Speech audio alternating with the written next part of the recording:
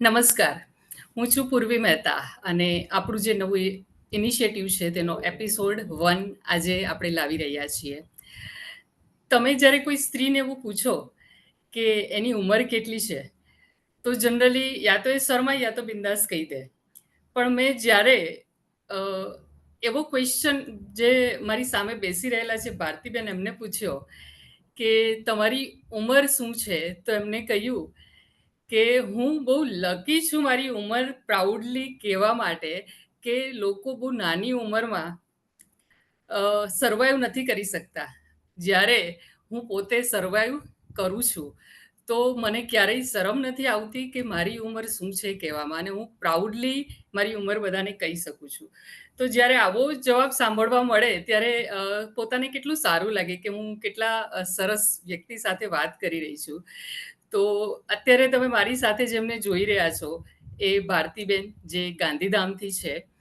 18 વર્ષથી married life બહુ successfully જીવી રહ્યા છે અને આજનો આપણો પહેલો એપિસોડ આપણે એમની સાથે કરી રહ્યા છીએ. તો એવા ભારતીબેન જે પોતે એજ્યુકેટેડ છે, એની સાથે સાથે 18 વર્ષથી ઘરને ખૂબ સરસ રીતે ચલાવી રહ્યા છે અને એમનામાં એટલી સરસ સ્કિલ છે. પણ એ બધી સ્કિલ અને એ કઈ રીતે આ લાઈફને સક્સેસફુલ બનાવી રહ્યા છે એ એમના મોઢે એમની પાસેથી સાંભળીશું. તો વેલકમ કરીએ ભારતીબેનને. વેલકમ ભારતીબેન. ભારતીબેન નાથાણી ગાંધીધામથી આપણને જોઈન કરે છે.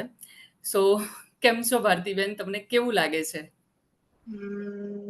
બસ ગ્રેટિટ્યુડ ફીલ થાય છે તમારા માટે અને ટેકનોલોજી માટે ને આ મંચ માટે કે જેમણે મને આ મોકો આપ્યો મારા આ જર્નીને તમારા લોકો સુધી પહોંચાડવાનો. ઓકે ઓકે, તમારી સાથે સાથે હું પણ એકદમ ગ્રેટફુલ ફીલ કરું છું કે આપણે આ જર્ની સ્ટાર્ટ કરી છે સાથે, અને બસ આ રીતે સાથે એક લેડી બીજી લેડીનો હાથ પકડીને આપણે બહુ બધા લોકો સુધી પહોંચીએ અને આગળ વધીએ. So thank you so much. તમે આ ઇનિશિયેટિવમાં સૌથી પહેલાં ગેસ્ટ છો અને મારા પર ટ્રસ્ટ કરીને અહીં જોડાવા માટે. કે તો ભારતીબેન, જ્યારે મેં કહ્યું કે તમે એક સક્સેસફુલ લાઈફ જીવી રહ્યા છો 18 વર્ષથી, તો શું એ સક્સેસફુલ એમ જ બની ગઈ કે તમારે એમના માટે એફર્ટ્સ મૂકવા પડેલા? મને એવું લાગે છે કે કોઈ બી પરિસ્થિતિ કે કોઈની લાઈફ એમનેમ પીરસેલી નથી હોતી સક્સેસફુલ. એને આપણે સક્સેસફુલ બનાવવી પડે આપણા એફર્ટ્સ થી, પછી આપણા આજુબાજુમાં રહેતા એ વ્યક્તિઓ સાથે તાલમેલ મિલાવીને. આમાં આપણું એકનું યોગદાન નથી હોતું, આપણે એન્વાયરમેન્ટમાં પૂરા જે રહીએ છીએ એ બધાનું સાથે કોન્ટ્રીબ્યુશન હોય છે. Yes, perfectly sad. ઓકે, તો મારે તમને એવું પૂછવું હતું કે લાઈફમાં શું તમારી સાથે એવું ક્યારેય થયું છે કે જ્યારે તમને તમારો પોતાનો સ્ટેન્ડ લેવાની જરૂર પડી હોય, જ્યારે તમને બીજા કોઈના સપોર્ટની નહીં પણ પોતાના સપોર્ટની જરૂર હોય અને પોતાના માટે તમે એ સ્ટેન્ડ લીધું હોય? શું તમે શેર કરી શકો છો એવું કોઈ ઇન્સિડન્ટ જેના લીધે લોકોને ખ્યાલ આવે કે પોતાની સાથે સ્ટેન્ડ કઈ રીતે લઈ શકાય છે?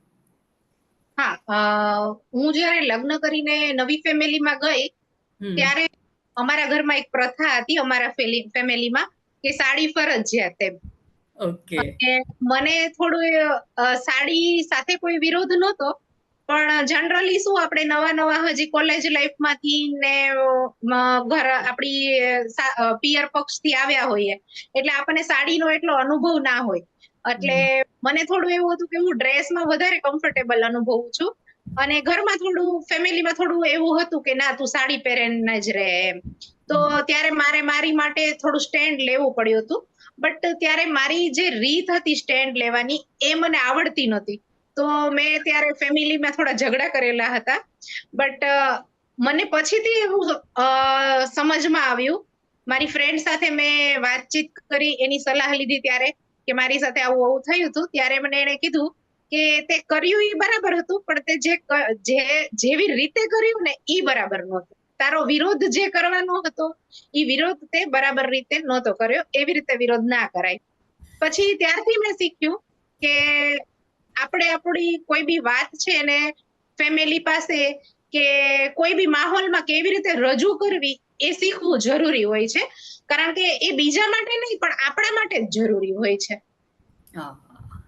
ઓકે. સો તમારી વાત પરથી હું પોતે પણ રિલેટ કરી શકું છું, સમજી શકું છું કે સ્ટેન્ડ લેવું જરૂરી છે, પણ સ્ટેન્ડ કઈ રીતે લેવું જો આપણને આવડતું હોય, તો જે સિચ્યુએશન છે તે આપણી ઓપોઝિટ જવાની જગ્યાએ આપણી સાથે આપણી ફેવરમાં થઈ જાય છે અને આપણી ઈચ્છાઓ પૂરી થવા લાગે છે. સો રિયલી એગ્રી વિથ યુ. હવે આ જ્યારે સ્ટેન્ડ લેતા હોઈએ પોતાનું, ત્યારે જરૂરી છે કે એવરી ટાઈમ સ્ટેન્ડ લેવું જ પડે છે? કોઈ વખત આપણે આપણી વાત જ્યારે એમ લાગતું હોય ને કે જોઈન્ટ ફેમિલીમાં રહીએ છીએ, આ લોકો સાથે રહેતા હોઈએ છીએ, તો વિચારોનો ભેદભાવ દેખાતો હોય અને એ ટાઈમે સ્ટેન્ડ લેવું હોય યા પોતાની વાત જે છે તેની રજૂઆત કરવી હોય, તો એવરી ટાઈમ પોસિબલ છે કે અમુક વખતે આપણે એને લેટ ગો પણ કરી શકતા હોઈએ છીએ? એ મેં પહેલી વાર જ્યારે મારી રજૂઆત બરાબર નહોતી એ પછી મેં શીખ્યું. અ, એક તો પેલું કે મને હંમેશા એક મારી અંદરનો એક ગુણ કહો કે એક અવાજ કે જે મને હંમેશા એક પ્રેરણા આપતો કે કોઈ બી વ્યક્તિ સાથે તમે વૈચારિક મતભેદ કરો, બટ કોઈની સાથે મનભેદ નહીં રાખવાની, વાતને પકડી નહીં રાખવાની. અને હા. તમારી અંદર એમની માટે ખરેખર જે લાગણી વ્યક્ત થતી હોય કે હમ. ભાઈ ઝઘડો કરીને પછી એવું નથી હોતું કે સતત આપણે ઝઘડાના જ મૂડમાં હોઈએ. હા. આપણામાં પ્રેમ હોય છે, સામેવાળામાં પણ પ્રેમ હોય છે, આપણને એનામાં પ્રેમ જોતા આવડવો જોઈએ અને આપણને આપણો પ્રેમ એમની માટે વ્યક્ત કરતા આવડવો જોઈએ, જે આપણા રિલેશનને વધારે મજબૂત કરે છે. અને આગળ જતા આપણા જેમની સાથે આપણા ઝઘડા થયા હોય છે એમની સાથે મારો તો અનુભવ છે કે મારો જેમની સાથે ઝઘડો થયો એમની હારે જ અત્યારે લાઈફ ટાઈમ સુધી બહુ જ સારી મિત્રતા છે. અને એ લોકો હંમેશા મને કોઈ બી વાતમાં સપોર્ટ કરે છે. અત્યાર સુધી મારા ફેમિલીના ઘણા એવા મેમ્બર છે જે મને બહુ સપોર્ટ કરે છે. Okay, fine. તો હા, એટલે અમુક ટાઈમ એવું જરૂરી નથી હોતું કે આપણે આપણું સ્ટેન્ડ લઈએ જ. કદાચ સમય અને સંજોગ જોઈને કરીએ. અને સાથે તમે જેમ કહો છો કે પહેલા નહોતું આવડતું અને શીખ્યા, તેમ શીખતા જઈએ તો કદાચ સિચ્યુએશન તમે જે કહી કે જેમની સાથે કદાચ ઝઘડો થાય છે તે જ ફ્રેન્ડ બની જાય. હા, બરાબર છે. તો એ તમે વધારે આવડશે આપણને, કારણ કે એ લાઈફમાં આપણે હજી નવા હોઈએ એટલે હા. ધીમે ધીમે આપણને જ્યારે ફેમિલીના દરેક વ્યક્તિઓનો આપણને અનુભવ થાય ને એને આપણો અનુભવ થાય ત્યારે અમુક વાર સિચ્યુએશન પોતે પોતે ગો વિથ ફ્લો સરસ થતી જતી હોય છે. ઓકે. હા, એટલે પોઝિટિવ વેમાં જ્યારે એફર્ટ્સ લગાવીએ છીએ અને ખાલી હું જ સાચી છું એવું છોડીને હા, બધા જ મળીને ક્યારે કઈ રીતે સાથે રહી શકીએ વિચારીએ, તો તમે જે કહો છો તે પોસિબલ છે અને તમે તમારી લાઈફમાં ઓલરેડી કરી ચૂકેલા છો. હા. રાઈટ? ઓકે. ઓકે. મારે તમને એ પૂછવું હતું બીજું કે જ્યારે તમારા મેરેજ થયા, તમે 18 વર્ષથી મેરિડ છો, પણ 18 વર્ષ પહેલા જ્યારે મેરેજ થયા, ત્યારે એવી કઈ વાત તમને ખબર હોતે તો તમને બહુ સારું પડતે? ઘણી વખત એવું થાય ને કે અમુક વર્ષો પછી આપણને ફીલ થતું હોય છે કે આ વાત મને કદાચ ત્યારે ખબર હોતે ને તો હું મેનેજ બહુ વધારે સારી રીતે કરી શકી હોતે. તો એવું કંઈ શેર કરો ને? હા, જ્યારે અમારા લગ્ન થયા હતા ત્યારે મારા એક ફેમિલીના જે વડીલ હતા એમણે પહેલેથી જ મને કહ્યું હતું કે સાડી પહેરવી પડે. ઓકે. પણ ત્યારે શું હતું કે અમારા લવ મેરેજ હતા એટલે ત્યારે એક પ્રેમનું પ્રકરણ આપણું ચાલતું હોય એટલે ત્યારે બરાબર. શું લાગતું હોય કે ના ઈ અત્યારે હા પાડીએ પછી જ્યારે સિચ્યુએશન આવશે ત્યારે જોયું જશે. પણ હકીકતમાં એવું નથી હોતું. ઈ મેચ્યોરિટી પહેલાથી થોડીક આપણી ક્લિયર હોય ને તો અમુક સિચ્યુએશન ને આવતી આપણે રોકી શકીએ એમ. ઓકે. એના સિવાય એવું કંઈ તમને યાદ આવે છે કે જે લગ્ન ટાઈમ પર ખબર હોય યા શરૂઆતના સમયમાં આપણને કોઈ એવું એક ગાઈડન્સ મળી ગયું હોય કે જે લોકોને જોડી રાખવામાં અને પોતાને પણ એક નવા ઘરમાં બહુ જ સારું ફીલ થાય? એવી કોઈ એક્ઝામ્પલ કે કઈ એવી વસ્તુ? અત્યારે ઉમ, કંઈક તમને જે પણ એક્ઝામ્પલ યાદ આવતું હોય કંઈ કે આ વસ્તુ આ રીતે હોતે તો કંઈ ડિફરન્ટ વેમાં જે શરૂઆતમાં થયું હોય અને અત્યારે એને તમને એવું લાગતું હોય કે આ કદાચ આ રીતે હોતે તો સિચ્યુએશન, એવું કંઈ બી યાદ આવે મારી છે? વાત કરવાની જે રજૂઆત જે હતી એની હમ. માટે પહેલેથી મેં કોઈ કોચિંગ લીધું હોત કે કોઈ કોચનો સહારો લીધો હોત અથવા તો કોઈ લાઇક માઇન્ડેડ પીપલ્સ ની સાથે હું સતત કોમ્યુનિકેશનમાં રહી હોત, અથવા તો કોઈ એવા પ્લેટફોર્મ ઉપર જઈ અને મેં કે ભાઈ કઈ રીતે આપણી રજૂઆત કરવી, આપણી ઇનર ગ્રોથ આપણો કઈ રીતે હોવો જોવે, આપણી ફેમિલી આપણી સાથે આપણે સંબંધો સુધારવા માટે કઈ રીતે એફર્ટ મૂકવા જોવે, એવું કોઈ કોચિંગ લીધું હોત, જે અત્યારે ઘણી નવી જનરેશનની છોકરા છોકરીઓ બંને લેતા હોય છે, એ અગર પહેલેથી એવી કોઈ ખબર હોત તો એ મને વધારે મદદરૂપ થાત પહેલેથી મારા રિલેશન બેટર કરવા માટે. Yes, okay, agree. મને પોતાને પણ એવું જ થાય છે. હું પોતે પણ 17 યર્સથી મેરિડ છું અને મને ઘણી બધી વખત એવું થાય કે અત્યારે જે સોશિયલ મીડિયા પર મળી રહ્યું છે, કાશ એ પહેલા મળતું હોતે તો. Right, agri. ઓકે, હવે મને બીજું પૂછવું હતું કે ત્યારે તો કદાચ આ બધું અવેલેબલ નહીં હતું, તો તમે કઈ રીતે આ બધું તમારી લાઈફમાં અપ્લાય કરતા થયા? કારણ કે સ્ટાર્ટિંગમાં તો તમે જેમ કહ્યું કે રજૂઆત કરવાનું તમને નહોતું આવડતું, તો તમે એ શીખ્યા ને કર્યા. તો ત્યાર પછી અત્યારે હમણાંની જે લાઈફ તમે છો, તો દિવસે દિવસે એ સારી થતી જાય, ઓબ્વિયસ છે. તો તમે એવું તે શું શીખ્યા? એવું કયું એજ્યુકેશન લીધું, યા એવું કયું ઇન્વેસ્ટમેન્ટ કર્યું પોતાના પર તમે, જેના લીધે તમને આ બધી વસ્તુમાં ગ્રોથ મળ્યો, સેલ્ફ ડેવલપમેન્ટ મળ્યું? પેલા તો મેં એક નિર્ણય લીધો કે મારે મારો સેલ્ફ ગ્રોથ કરવો છે. આવી રીતે તો રોજ નહીં રહેવાય, નથી મજા આવતી, બરાબર? તો એની માટે કયો રસ્તો લેવો? તો હું એક કોચ છે, સાયકો સ્પિરિચ્યુઅલ કોચ છે, જેમનું નામ છે ડોક્ટર શિવાંગી મહેતા મલેટિયા. એમને હું ફોલો કરતી, ઘણા વર્ષોથી હું ફોલો કરતી. જ્યારે એમણે પેલા ચેનલ શરૂ કરી હતી ત્યારથી હું એને ફોલો કરતી.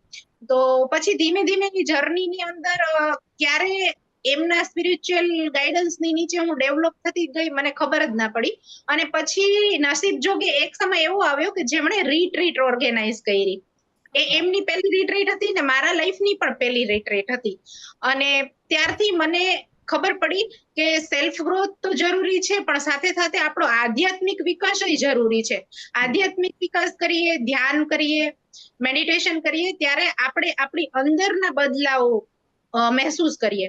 અને જ્યારે આપણે અંદર બદલાઈ લઈએ ને, ત્યારે આપણી આજુબાજુનું જે વાતાવરણ હોય છે એ પોતે જ બદલાઈ જતું હોય છે. Yes, agri. ઓકે, તો તમે તમારી લાઈફમાં જ્યારે આ બધું શીખ્યા, સ્પિરિચ્યુઅલ જર્ની, ત્યારે હવે તમારું રૂટીન કયા ટાઈપનું છે? હવે વોકિંગ કરું છું સવારે, પછી ધ્યાન કરું છું, પછી હાઉસ મેનેજમેન્ટ, બરાબર, કોઈ હાઉસ હેલ્પની મદદ લઈને જેટલું કામ પોતે થાય એટલું પોતે કરીએ, બર્ડન ના લઈએ. જ્યાં હાઉસ મેડની જરૂર પડે ત્યાં લેવી, એમની મદદ લઈ લેવી. અને મારી સ્કિલ જે છે આર્ટની એને ડેવલપ કરવી, અને એ સ્કિલને વધારે ને વધારે આગળ વધારવા માટે નવા ક્લાસીસ લેવા કે કોચિંગ લેવા માટે હું અચકાતી નથી, કારણ કે મને આગળ વધવું છે એમાં પણ, એટલા માટે. ઓકે, તો મેડિટેશન એક તમારું રૂટીન છે, લાઈક દિવસે એક વખત તો તમે એને કરો જ છો? હા. ઓકે, ને કેવું ફીલ થાય જ્યારે તમે આ મેડિટેશન કરો છો? કેટલા ટાઈમથી તમે કરો છો? હું આમ તો વચ્ચે બ્રેક થઈ જાય, પણ બ્રેક થયા પછી પણ ઉઠીને પાછું ઈ ચાલુ કરી દેવાનું. બ્રેક થઈ ગયો એટલે એવું નહીં કે બંધ કરી દેવાનું. ક્યારેક થાય, બરાબર, કે બ્રેક લેવાઈ ગયો, પણ પછી ઈ જે બી આપણું રૂટીન છે ઈ પાછું ફરીથી કન્ટિન્યુ રાખવાનું. ત્યારે આપણને એકદમ હળવાશ અનુભવાય છે. જ્યારે આપણે ધ્યાન કરીએ ને અને રેગ્યુલર ધ્યાનમાં આવીએ ને, પછી આપણને પોતાને જ ના ગમે ધ્યાન કર્યા વગર. કઈક આખો દિવસ કઈક મિસિંગ લાગે, આપણામાં કઈક મિસિંગ હોય ને એવું. એટલે મારે પછી પોતે જ રૂટીનમાં આવતું જાય છે. ઓકે, તો મેડિટેશનથી ને તમે ચાલવા જાઓ છો, આ રૂટીનથી આપણી ઓવરઓલ લાઈફને મેનેજ કરવામાં બેનિફિટ થાય? તમને કેવું લાગે છે? જ્યારે મેં ઘણી બધી ચેનલ ઉપર કે સોશિયલ મીડિયા ઉપર જોયેલું છે કે જ્યારે આપણે પસીનો પાડીએ ને ત્યારે આપણો ગુસ્સો ને એ બધું હોય છે ને એ ઓગળી જાય છે. પછી જ્યારે આપણો ગુસ્સો ઓગળી જાય કે આપણી અંદરની અમુક ટેવો છે એના ઉપર આપણે વધારે કામ કરવા માટે ઓપન થઈ જઈએ. અને ઈ ધ્યાન કરીએ ને ત્યારે એને વધારે ઈ વસ્તુને આપણે એક્સેપ્ટ કરવા માટે વધારે તૈયાર હોય, પોઝિટિવ એનર્જી લેવા માટે આપણે તૈયાર હોઈએ. અને અંદરથી તમને કેવું ફીલ થાય? શાંતિ લાગે? હા, એકદમ શાંતિ લાગે મને. મેડિટેશન કરવાથી મને એકદમ શાંતિ લાગે. પછી મારે રેગ્યુલરની જે મારી હાઉસ એક્ટિવિટીઝ છે કે પછી મારી આર્ટ એક્ટિવિટીઝ છે એ કરવા માટે હું એકદમ ફ્રેશ ફીલ કરું. Okay, fine.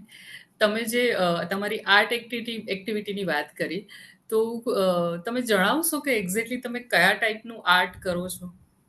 હા, હું રેઝિન આર્ટ કરું છું, મડ વર્ક કરું છું, અને જે મહારાષ્ટ્રમાં લીપણ આર્ટ કહેવાય છે એ પણ કરું છું, અને એક્રેલિક પેઇન્ટિંગ અત્યારે ચાલુ કર્યું છે શીખવાનું, અને સાથે સાથે ભવિષ્યની અંદર ઓઇલ પેઇન્ટિંગ શીખવાની ઈચ્છા છે, જેની માટે મારી અત્યારે તૈયારી છે.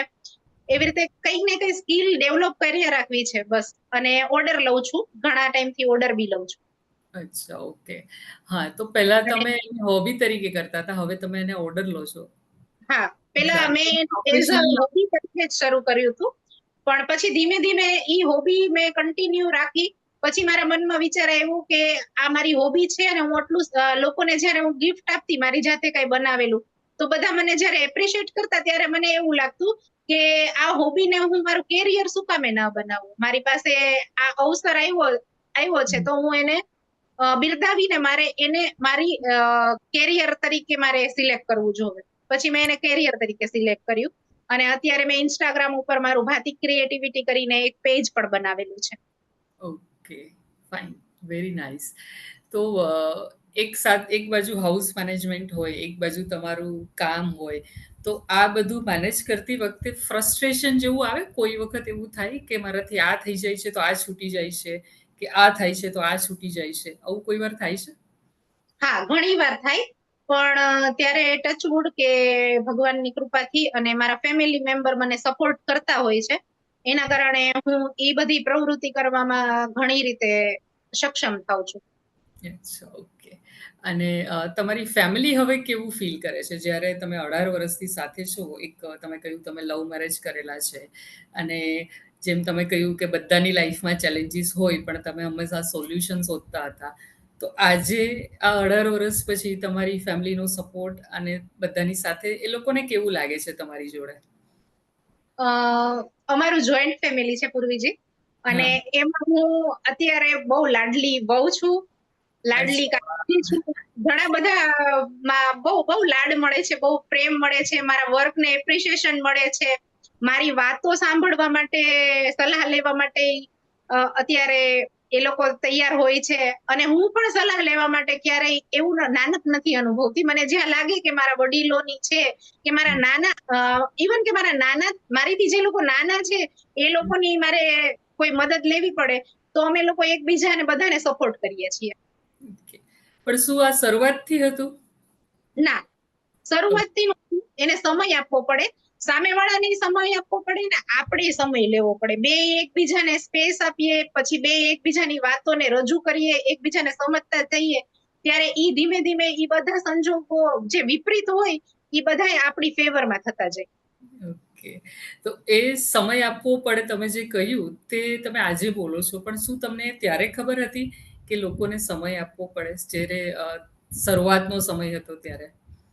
ના, ત્યારે મને નહોતી ખબર, પણ મારામાં એક નિખાલસતા હંમેશા હતી કે હું મારું જે પ્રેમ કરવાનું હતું ને, મારા ફેમિલી મેમ્બર છે કે ફ્રેન્ડ્સ છે, એને ક્યારે આપણે છે ને પ્રેમ કરવાનું ન છોડીએ. કે ભાઈ મતભેદ થાય, પણ મેં પહેલાય કીધું હતું કે મતભેદ કરવાના, પણ મનભેદ નહીં કરવાના. ઈ વાતને દિલમાં નહીં રાખવાની હા. વધારે સમય સુધી. ત્યારે થયું, વિચારોની આપલે થઈ, હવે સ્ટોપ, હવે નવું શું શરૂ કરવાનું છે એના ઉપર ધ્યાન આપવાનું. ઓકે. એટલે તમારો આ જે એક વિચાર છે ને તમારો, એ કદાચ તમને આટલા વર્ષોમાં ઘણો કામ લાગેલો છે. અને એના લીધે જ તમે કદાચ પહેલા ફેમિલીમાં અલગ ટાઈપનું એક્સેપ્ટન્સ હતું ને આજે આખી વસ્તુ તમે જે કહો છો તે બદલાઈ ગઈ છે. ઓકે. હા, પણ એનો મતલબ એવું નથી કે પીપલ પ્લેઝરિંગ કરવાનું છે. જ્યાં ઓકે. જરૂર જણાય ત્યાં અત્યારે હું વિરોધ કરી લઉં છું, પણ હા, એ વિરોધ કરવાની જે રીત હોય છે એ અલગ હોય છે, અને કોઈ બી વાત પકડી રાખવાનું જે પેલું હોય ને ઈ ના હોવું જોઈએ. એ નથી કરતું. ઓકે. વિરોધ લાગે ત્યાં વિરોધ કરી જ લઉં છું, પણ પછી પાછળથી પ્રેમ કરવાનું, આપણા જે રિલેશન છે એને પછી યોગ્ય દિશામાં રેગ્યુલર આગળ વધારવાનું નહીં મૂકવાનું. હમ. એવું હા, નથી. પીપલ પ્લીઝિંગ અને બાઉન્ડ્રી સેટ કરવી કે પોતાની વાતની રજૂઆત કરવી, આ બધા વચ્ચે એકદમ પતલી લાઈન હોય છે. ઘણી વખત બધું મિક્સ થઈ જતું હોય છે. કોઈ વખત જરૂરી હોય છે કે આપણે પોતાનું સ્ટેન્ડ લઈએ, કોઈ વખત જરૂરી હોય છે કે આપણે બાઉન્ડ્રી સેટ કરીએ, અને કોઈ વખત એવું હોય છે કે આપણે પીપલ પ્લીઝિંગ બંધ કરી દઈએ. પણ ઘણી વખત પીપલ પ્લીઝિંગ બંધ કરવામાં જતું કરવાની જ્યાં જરૂર છે તે પણ છૂટી જતું હોય છે. તો મને એવું લાગે છે તમારી જર્ની પરથી કે તમે આનું બેલેન્સ બહુ સારી રીતે કરેલું છે, કે તમે પીપલ પ્લીઝિંગ પણ નથી કર્યું અને તમે જતું કરવાનું પણ નથી છોડ્યું. જ્યાં હમ જરૂર હતું ત્યાં તમે બંને બેલેન્સ કરી લીધેલું છે. તો જ હા કદાચ તમે આજે ઘરમાં એક લાડલી વહુ તરીકે તમે જે કહ્યું તેમ બધા એક્સેપ્ટ કરે છે. જો એ બેલેન્સ નહીં હોતે તો કદાચ પોતાને પણ એટલી જ તકલીફ થતી હોતે. હમ રાઈટ? હા, એ સાચી વાત કરવી છે તમારે. તો બીજું એક મારે તમને પૂછવાનું હતું કે તમે કહ્યું કે તમારી મેરિડ લાઈફ જે છે એ શરૂઆતનો જે સમય હતો તે તમે તમારા હસબન્ડ વાઈફ એકબીજામાં ખોવાયેલા રહેતા હતા. આપણે આગળ એક વાત થઈ એમાં, બરાબર છે.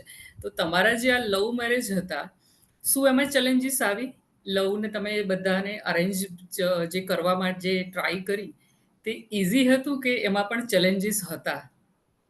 બહુ બધા ચેલેન્જીસ હતા, અચ્છા. પણ મને અને મારા હસબન્ડ ને એવું હતું કે કરશું તો અરેન્જ મેરેજ જ કરશું. ઓકે. પેલા વચ્ચે એક સમય એવો આવ્યો હોય તો જયારે થોડું ગીવ અપ કરવાનું મન થઈ ગયું ને એવું થયું કે હાલને ભાગીને કરી લઈએ, પણ ત્યારે મારા પપ્પાએ હંમેશા મને કીધેલું કે બેટા એરેન્જ જ કરવાના છે. તો એમણે બી મને સાથ આપ્યો હતો, અને સામે પક્ષે મારી સામેવાળી ફેમિલીએ સપોર્ટ કર્યો હતો. હતા થોડાક વડીલો હતા જેમની નારાજગી હતી, પણ આ જે બીજા બે પક્ષના બીજા બે વડીલો હતા એ લોકોએ અમને મદદ કરી, એના કારણે એરેન્જ મેરેજ શક્ય થઈ ગયા. અમારા લવ મેરેજ હતા નહીં. એટલે અમે અમારી એ સમયે અમારી વાત રજૂ કરવાની મુકતા નહીં કે ભાઈ અમારે લવ મેરેજ નથી કરવા, આને અરેન્જ કરી દો તો વધારે સારું. ઈ કોમ્યુનિકેશનમાં અમે રહેતા, હંમેશા રહેતા. ઓકે. હા, એટલે તમારો જે ઇન્ટેન્શન હતો કે ઘરનાને સાથે લઈને ચાલવું છે, તો એ તમે ભલે કદાચ થોડી રાહ જોવી પડી હશે, ચેલેન્જીસની સામે જે પણ જરૂર પડી, છતાં પણ તમે લડી રહ્યા કે કરવા છે તો ઘરનાની મંજૂરીથી કરવા છે. વાહ! અને તમને એવું જ સાંભળીને, હોવું જોઈએ. હા, ઘણી વાર એવું થાય છે કે આપણે તાતામાં તો કરી લેતા હોય છે, મેં ઘણી જગ્યાએ જોયું છે, પણ પાછળ ફેમિલીનો સપોર્ટ હોવો બહુ જરૂરી હોય છે. યસ. કદાચ એ ટાઈમે ચાલી જાય પણ વિધાઉટ ફેમિલી સપોર્ટ આપણે આખી લાઈફ નહીં કાઢી શકીએ. પછી તમે એવું થઈ જાય કે તમે બે એકલા એકલા રહી મજા ન લઈ શકો એ જિંદગીની. એ હા, ફેમિલી હારે જ મજા આવે. મજા આવે, બરાબર છે. સમજી ગઈ હું તમારી વાત એકદમ સારી રીતે, કે તમારો પહેલેથી અત્યાર સુધીનો એક જ હતું કે બધાને જોડીને રાખવા છે. ભલે લવ મેરેજ હતા, આ ફેમિલી, તમે જેટલા પણ એફર્ટ્સ લગાવેલા છે તે એફર્ટ્સની અંદર સાથે રહેવાનું જે ભાવના છે ને તે એકદમ દેખાય છે. તો ખરેખર જાણીને આનંદ થયો કે તમે આટલા એફર્ટ્સ લગાવેલા છે અને આજે તમે તમારો જે શોખ છે એને પણ કરિયરમાં કન્વર્ટ કરેલો છે. તો ખરેખર કોંગ્રેચ્યુલેશન આ વસ્તુ માટે. મારે તમને હજુ પણ એક ક્વેશ્ચન પૂછવો હતો કે તમે જે વાત કરી કે તમે શીખો છો, હમ સ્પિરિચ્યુઆલિટી કોર્સ પાસે શીખ્યા કે બીજા કોર્સ તમે જે લીપણ આર્ટની બધી વાત કરીએ શીખી છે, તો જે લોકો આ વિડીયો જુએ એમને તમે કંઈ કહેવા માંગશો કે આ ટાઈપનું ઇન્વેસ્ટમેન્ટ જ્યારે પોતાના પર કરવાનું હોય તો કરવું જોઈએ કે નહીં કરવું જોઈએ? પેલી વસ્તુ ઈ કે આપણને આપણા અંદર બદલાવ લાવવો છે, ઈ આપણે પોતે વિચારવાનું કે આપણે બદલાવ લાવવો છે. પછી બદલાવ લાવવો છે તો આપણી વાતની રજૂઆત કે આપણે ક્યાં શેર કરવું એ વધારે જરૂરી છે. આપણે ગમે ત્યાં શેર કર્યા અને કરતા ફરીએ કે મને આ પ્રોબ્લેમ છે, મને આ પ્રોબ્લેમ છે, ગમે એને કરતા ફરીએ, એના કરતા બેટર છે કે કોઈ વ્યવસ્થિત લાઈફ કોચ છે કે સ્પિરિચ્યુઅલ સાયકો સ્પિરિચ્યુઅલ કોચ છે કે એવા કોઈની હેલ્પ લઈએ ને લાઈફમાં, તો જીવન છે ને વધારે આસાન બની જાય અને માર્ગદર્શન યોગ્ય મળે, કારણ કે એ લોકો પાસે એવી ટ્રેનિંગ લીધેલી હોય છે. તો એ લોકો, જેમ કે તમે છો કે તમારી પાસે કોઈ ટ્રેન થવા આવે કે કોચિંગ લેવા આવે, તો તમે એને યોગ્ય માર્ગદર્શન આપશો, નહીં કે ખોટી સલાહો. તો આપણને એ ખબર હોવી જોઈએ કે આપણને ક્યાંથી વ્યવસ્થિત સલાહ મળશે અને આપણી ઉપર કામ કરવા માટેનો રસ્તો મળશે. ઓકે. તો અમે લોકો આને છે ને સેલ્ફ ઇન્વેસ્ટમેન્ટ કહેતા હોઈએ છીએ. જ્યારે હા જ્યારે આપણે આ ટાઈપનું એજ્યુકેશન, આપણે સ્કૂલ કોલેજની ડિગ્રી તો લેતા હોઈએ છીએ, પણ સ્કૂલ કોલેજની ડિગ્રી કરિયર સિવાય બીજી જગ્યા પર ભાગ્યે જ કામ લાગતી હોય છે. જીવન જીવવા માટેની જે ડિગ્રી છે અને એ જે એજ્યુકેશન છે તે લાઈફના એક્સપિરિયન્સીસ તો શીખવાડતા જ હોય છે. પણ હવે જ્યારે માર્કેટમાં આ બધી વસ્તુ અવેલેબલ હોય છે ત્યારે એને એજ્યુકેશન પછીનું એજ્યુકેશન એવું કહેતા હોય છે. અને એટલા માટે જ મેં તમને પૂછ્યું કે શું તમે કારણ કે આગળ વાત કરી કે હું શીખું છું. તો મેં તમને પૂછ્યું કે શું આ ટાઈપનું એજ્યુકેશન લોકોએ લેવું જોઈએ? શું એમાં ઇન્વેસ્ટમેન્ટ કરવું જોઈએ? હા, ઇન્વેસ્ટમેન્ટ કરવું જોઈએ. ભલે તમે તમારા અમુક મટીરિયલ થિંગ્સ જે કહેવાય છે તમારી રોજમર્રાની લાઈફની અંદર તમે આડેધડ કપડાં લેતા હોવ છો કે શૂઝ લેતા હોવ છો. ઘણી વાર એવું થતું હોય છે કે આપણે એક માઇન્ડને ખુશ રાખવા માટે ફાલતુની શોપિંગ કર્યા રાખીએ કે ફાલતુની જગ્યાએ જઈને મૂવી જોઈ આવીએ કે આપણને ઈ ઘડીકની ખુશી આપે. પણ યસ. જ્યારે આપણે આપણા ગ્રોથ ઉપર કામ કરવા માટે ક્યાંય ઇન્વેસ્ટ કરીએ તો ઈ ખુશી જ પરમેનન્ટ રહેતી હોય છે, નહીં કે ઈ ઘડીક નહીં રહે. કારણ કે આપણને ઈ યોગ્ય વ્યક્તિ કે યોગ્ય કોચ પાસેથી માર્ગદર્શન મળી ગયેલું હોય છે કે આપણે આપણા જીવનના રસ્તા ઉપર કેવી રીતે ચાલવું જોઈએ. ઓકે. અને એ આપણે પોતે ના વિચારી શકીએ. આપણે કોઈક માર્ગદર્શક પાસે જઈએ તો જ ઈ વસ્તુ શક્ય બને. નકર આપણે ત્યારે આપણી મેન્ટલ સિચ્યુએશન એવી હોય કે ત્યારે આપણે ઈ બધી વિચારોની ગડમથલમાં પડેલા રહીએ. એ કરતા બેટર છે કે કોઈ કોચનો કે કોઈ માર્ગદર્શનનો કોઈ સ્પિરિચ્યુઆલિટીમાં જઈએ તો આપણે આપણું જીવન વધારે બેટર બનાવી શકીએ. થેન્ક યુ સો મચ કે તમે આટલું બિલીવ કરો છો. જે લોકો આ વિડીયો જુએ છે ને એમને હું કહેવા માંગીશ કે ભારતીબેનને હું જ્યારથી મળી છું કે એમને જ્યારે આ પોડકાસ્ટ માટેની વાત થઈ ને તો એમની સાથે વાત કરું ને તો મને સૌથી વધારે એમની સાથે શાંતિનો અનુભવ થાય. એટલે આજે જ્યારે એમની આખી સ્ટોરી સાંભળીએ છીએ કે એમને કઈ જગ્યા પર ઇન્વેસ્ટ કરેલું છે પોતાની જાત પર, જેના લીધે જ્યારે એમની સાથે વાત કરીએ ને તો આપણને એટલી શાંતિનો અનુભવ થાય છે. એમને કેટલી મહેનત કરેલી છે અને મેઇન છે એમની ભાવનાઓ, જે કદાચ આપણી સ્ત્રીઓની અંદર હોય જ છે, ઇનબિલ્ટ ભગવાને આપેલી છે કે બધાની સાથે રહીએ. પણ કોઈ વાર એવું થાય છે કે લાઈફની જર્નીમાં ગૂંચવાઈ જઈએ અને આ ગૂંચવાવામાં જ્યારે સોલ્યુશન તરફ ધ્યાન આપીએ અને પોતાના પર કામ કરીએ ત્યારે જેમ ભારતીબેન આજે ખુશ દેખાય છે અને એ પ્રાઉડલી કહે છે કે હું 18 વર્ષથી સક્સેસફુલ મેરિડ લાઈફ જીવું છું, તેવું આપણે બધા પણ કદાચ કરી શકીએ. સાચી વાત ને ભારતીબેન? હા, 100% સાચી વાત કરી. કે એક બીજો મને ક્વેશ્ચન આવતો હતો કે ઘણી વખત કેવું છે કે આપણે પરફેક્શન વાળા હોઈએ, ખાસ કરીને ફિમેલને છે ને બધું એમ પ્રોપર જોઈતું હોય અને ફેમિલીની અંદર કદાચ બધા લોકો એવા ન પણ હોય. તો એ ટાઈમ પર તમને કેવું થતું હોય? તમે લાઈક એ સિચ્યુએશનને કઈ રીતે હેન્ડલ કરો છો? એને કઈ રીતે, કારણ કે તમને અહીંયા ગોઠવેલું કદાચ જોઈએ છે કે કોઈ જગ્યા પર ચોખ્ખાઈ જોઈએ છે, પણ બધા એવા નહીં હોય જ્યારે આપણે બધા સાથે રહેતા હોઈએ. તો ફ્રસ્ટ્રેશન આવે ખરા કે તમે એને મેનેજ કરી લો છો?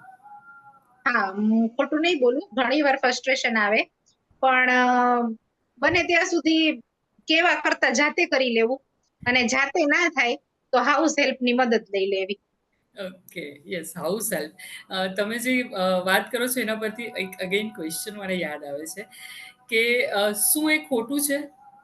તમે હાઉસ હેલ્પ, ઘણી વખત એવું થાય કે ફાઇનાન્શિયલી આપણે એફોર્ડ નહીં કરી શકતા હોઈએ હાઉસ હેલ્પ, એટલે કે કોઈ કામવાળાની મદદ લઈએ કે કોઈ મેડની મદદ લઈએ કે કૂકની મદદ લઈએ. તો એ ટાઈમે કદાચ આપણે પોતે કરતા હોઈએ, પણ એક લિમિટ આવી જોઈએ ને કે એક ઘરનું કામ એકલા હાથે નહીં થાય. પહેલા એ જમાનો હતો કે એક લેડીઝ બધું કરતી. હવે હમ. આપણે હાઉસ હેલ્પ લઈએ છીએ. તો અ, તમને શું લાગે છે એ વસ્તુમાં કે આ લેવું જોઈએ કે નહીં લેવું જોઈએ? તમે તો હમણાં મેન્શન કર્યું, પણ હું બીજાના મેસેજ આપવાના પર્પઝથી તમને પૂછું છું. હા, જો અત્યારે મોસ્ટલી લોકો જે જીવન જીવે છે ને હમ. એમાં એ બહુ સામાન્ય થઈ જાય છે કે 1000 કે 1500 રૂપિયા વાળી આપણે આપણા હાઉસ હેલ્પની પાછળ આપીએ, ખર્ચ કરીએ. એ સામાન્ય છે, એટલું આપણે કરી શકીએ. હા, પણ પછી મની મેનેજમેન્ટમાં આવી જાય કે આપણે બેલેન્સ ક્યાં કરવું, મનીનું આપણું મેનેજમેન્ટ ક્યાં કરવું. કે ભાઈ જેમ કે ફોર એક્ઝામ્પલ હસબન્ડ અગર અમુક ખર્ચા કરવા માટે પૈસા આપે છે તો પર્સનલી આપણે ઇન્વેસ્ટ ક્યાં કરવા છે, કંકાસ કે ઝઘડો કર્યા વગર, કે જેના કારણે ઘરનું વાતાવરણ પણ શાંત રહે, આપણે પણ ખુશ, ફેમિલી વાળા પણ ખુશ. તો ઈ જેમ કે સપોઝ હું એક્ઝામ્પલ આપું કે મને ઘણી વાર એવું થાય કે હું મારા હસબન્ડ પાસેથી અમુક મની મળતી હોય તો હું એમાંથી મેનેજમેન્ટ કરી નાખું કે હારો આ વસ્તુની જરૂર નથી તો અહીંયા કાપ મૂકી દેવાનું છે, એના બદલે આ મને હેલ્પ મળે છે તો હું આમાં ઇન્વેસ્ટ કરી લઉં. એટલું તો સામાન્ય છે, એટલું થઈ શકે, મને એવું લાગે છે થઈ શકે, દરેક સ્ત્રી કરી શકે. કરી શકે. ઓર એલ્સ જેમ તમે તમારી હોબીને ઇન્કમમાં કન્વર્ટ કરેલી છે તે પણ તમે કદાચ ટ્રાય કરી શકો છો કે પછી જેના આપણે ઇન્કમ, હા પછી ઇન્કમ આજે આપણે ત્યાં ઇન્વેસ્ટ કર્યું તો એની સામે આપણને ઘણું બધું આઉટપુટ મળી જતું હોય છે. યસ, બંને વસ્તુ પોસિબલ છે અને કદાચ એ નહીં આવડતું હોય તો એ આપણે શીખી પણ શકીએ છીએ એ બીજા અને પાસે. સ્કિલ ડેવલપમેન્ટમાં બી જો તમે યોગ્ય પ્લેટફોર્મ ગોતો તો ઘણીવાર ખર્ચો એટલો બધો કરવો નથી પડતો.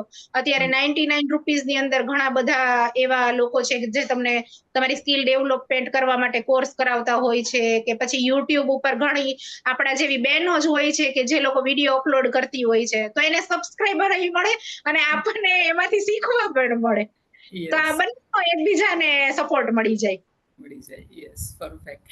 કે હું પણ એવું માનું છું કે જેમ ઓફિસની અંદર કામ કરતા હોય તો ઓફિસમાં પણ કોઈ એકલું જણ કામ નથી કરતું.